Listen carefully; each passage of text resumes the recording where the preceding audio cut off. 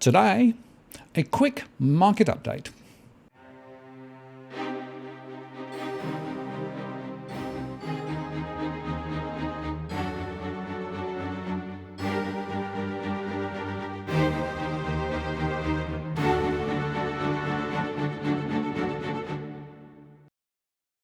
Hello again, it's Martin North from Digital Finance Analytics. Welcome to the latest post covering finance and problem news with a distinctively Australian flavour. Today, I'm first going to quickly walk through the latest market prices because I think it's quite useful to get a sense of where the markets are headed at the moment. Of course, we're seeing lots of highs in various places, but the question is, how long is that going to go on for? So once I've gone through the prices, I'm going to talk about Jeremy Grantham's warnings that the US stocks are actually in epic bubble territory and they may well collapse. But let's start with the markets. The S&P ASX 100 was down 0.37% to 5,612. The S&P ASX 200 was down 0.34% to 6,800. The Australian Financial Sector Index was down 0.6% to 5,717. And the Real Estate Trusts was up 0.29% to 1,407. The Local Volatility Index was up 2.24% to 1341. And the S&P ASX 200 futures was down 0.12% to 6,748. Amongst the banks, ANZ was down 0.4% to 2464, CBA was down 0.27% to 8509, NAB was down 0.74% to 2412, and Westpac was down 0.18% to 2178. Amongst the regionals, Bank of Queensland was up 0.24% to 830, Bendigo was down 0.73% to 957, Suncorp was down 1.04% to 1045, and Macquarie was down 1.69% to 137.10. AMP continues to languish, down 0.64% to 1.55, and Genworth Mortgage Insurance was down 1.98% to 248. McGrath, the real estate sector, continues to rise. It was up 3.92% to 0.53. Yellow Brick Road was at 0.083. And AFG, the mortgage aggregator, was up 6.04% to 281. Mortgage Choice was down 1.03% to 143. Afterpay continues its stellar performance, although it was down Friday, down 5.15% to end at 141.33, while CIMAC, the building group, was down 1.85% to 25.94. The Aussie US dollar was down 0.64% to 77.16, and the Euro Aussie dollar was up 0.75% to 1.5780. The 2-year Aussie bond was down 13.39% to 0.097, and the 10-year Aussie bond was down 2.26% to 1.062. The Aussie Gold Cross was down 0.11% to 2,405, and the Bitcoin Aussie Cross was up 6.37% to 42,696. Over in the US, the Dow Jones was down 0.57% to 30,996. The S&P 100 was down 0.15% to 1,764. The S&P 500 was down 0.3% to 3,841. And the Financial Services Index in the US was down 0.72% to 504.11. Goldman Sachs was up 0.01% to 289.39. The Volatility Index in the US was up 2.77% to 2191, while the Nasdaq was up 0.09% to 13,543. Google was up 0.45% to 1,892. Amazon was down 0.45% to 3,292. Apple was up 1.61% to 139.07. And Facebook was up 0.6% to 274.50. Boeing was down 0.76% to 205.84, and General Electric was up 0.36% to 11.11. Intel was down 9.29% to 56.66, and the US 30-year Treasury was down 0.51% to 1.847. The 10-year was down 0.5% to 1.086, and the 3-month was down 3.67% to 0.079. The dollar index was up 0.09% to 90.24, but is a long way down from where it was a few months ago. In the UK, the FTSE was down 0.3% to 6,695. The FT Financial Services Index was down 0.67% to 836. And the Royal Bank of Scotland was down 1.14% to 155.50, while Metro Bank was down 1.01% to $127. The pound US dollar was down 0.34% to 1.3684. In Germany, Deutsche Bank was down 2.58% to 8.94. The 30-year German bond was down 5.26% to minus 0.1%, and the 10-year German bond was down 0.39% to minus 0.515. And while we are in Europe, the Italian 2-year bond was down to minus 0.274. The dollar yuan was up 0.35% to 6.481, while the Shanghai index was down 0.4% to 3,606. The Stoxx 600 was down 0.57% to 408.54, while the Russell 2000 DFT was up 1.18% to 215. Among commodities, gold was down 0.57% to 1,856. Silver was down 1.17% to 25.55. Copper was down 0.8% to 362. And crude oil was down 2.15% to 52.27. The euro US dollar was up 0.05% to 1.2167.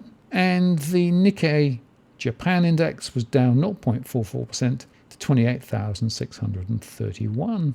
The S&P 500 futures was down 0.41% to 3,834.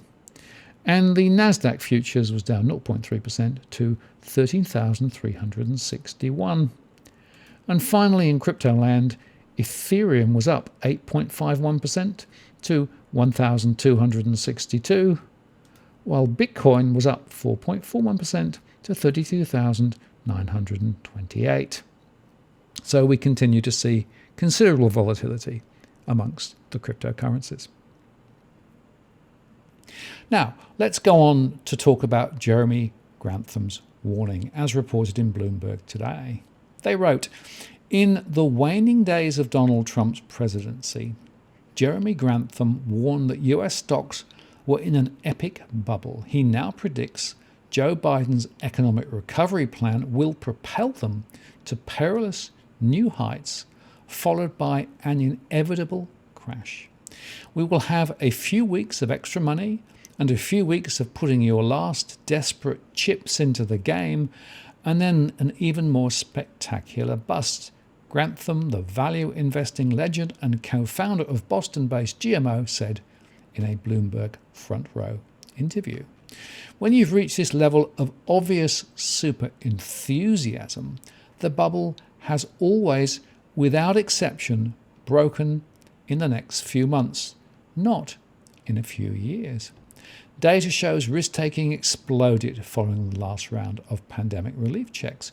Grantham has no doubt at least some of the $1.9 trillion in federal aid Biden is seeking from Congress will end up being spent on stocks instead of food or shelter. He envisages a collapse rivaling the 1929 crash or the dot-com burst of 2000, when the Nasdaq Composite Index plunged almost 80% in 31 months. Many investors argue today's valuations are justified by the growth potential of transformative technologies and new business models.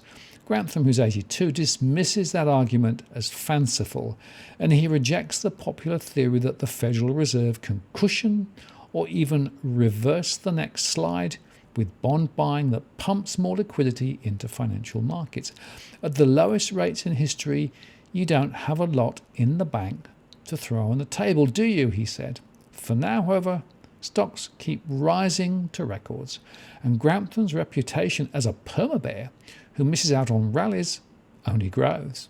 GMO's cautious stance has indeed been costly. Assets under management fell by tens of billions of dollars during the decade-long bull market as the firm steered clear of growth stocks. Then in April, GMO doubled down, insulating its portfolios from directional bets on the market and largely missing out on the second leg of the 2020 rebound. Even before the pandemic, Grantham thought the economy was on shaky ground. He was concerned about the steady decline in US productivity, sceptical that Fed policy had achieved much beyond widening the inequality gap, and worried that the profit at all cost nature of American capitalism was destroying the environment and fraying the social fabric. For Grantham, the combination of fiscal stimulus and emergency Fed programs led to spectacular excesses and pushed an already overvalued market into bubble territory. And it could have other consequences too. If you think you can live in a world where output doesn't matter and you can just create paper, sooner or later, you're going to do the impossible, and that is to bring back inflation. Grantham said, interest rates are paper, credit is paper, real life is factories and workers and output, and we're not looking at increased output. Grantham, who considers himself a student of bubbles, has been right before, if early. GMO exited Japan in 1987 and reduced its exposures to the US stocks in late 1997, dodging the dot-com wipeout. Grantham also raised concerns about housing prices ahead of the 2008 financial crisis. This time, there may be few places to hide. If Grantham is right about the threat of inflation, bonds are risky. He also has reservations about gold because it generates no income. And in his view, Bitcoin is make-believe nonsense. Selling everything and holding cash is one option, but Grantham says his best advice for long-term investors is to focus on low-growth stocks that are cheap relative to benchmark indices, emerging markets, and companies fighting climate change with renewable energy and electric car technology. He will not make a handsome 10 or 20-year return from US growth stocks. He said, if you could do emerging, low growth and green, you might just get the jackpot. So there's a couple of interesting observations there. Firstly, he's on the inflationary rather than the deflationary side of the argument. As you may know, my belief is there is more sign of deflation rather than inflation, and in fact central banks have had great trouble in creating any inflation at all. And the quantitative easing or the transfer of funds from Treasury to the central bank in the US is probably deflationary, not inflationary, and low interest rates are deflationary. But his perspective on the fact that stocks are overvalued and in a bubble is dead right. On any long-term analysis of true value in the market, stocks are well over where they should be. And that may last for a little bit longer, but at some point there will be a turnaround. And that turnaround may not be at a particular point in time, it may well be a drift over quite some long time. But we'll see, I guess, as we go forward. And as quantitative easing continues, I'm sure we will see some further moves up in the markets. So the trick is to have the right sort of market exposure at the right point in the cycle, but also be prepared to exit early. Remember, it's very hard to pick precisely the top or indeed the bottom of any market. And quite often, the best profits are made just before it crashes or just before it bounces. Thereby hangs the very complicated gamble that you have to make. And if you really want to make a gamble, then look at the cryptos, which continues to move around all over the place. Could go up, could go down, could get sideways.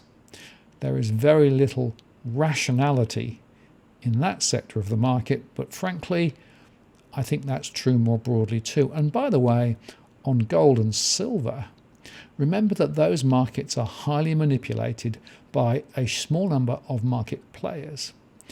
And therefore, it's not too surprising to see that the gold and silver prices really have not accelerated away as many were expecting. Another example where market logic based on supply and demand and reality, market distortion based on intervention, market control and manipulation steals the show. And I guess, being a little bit skeptical on all these things, my belief is that most of these financial markets are really highly manipulated.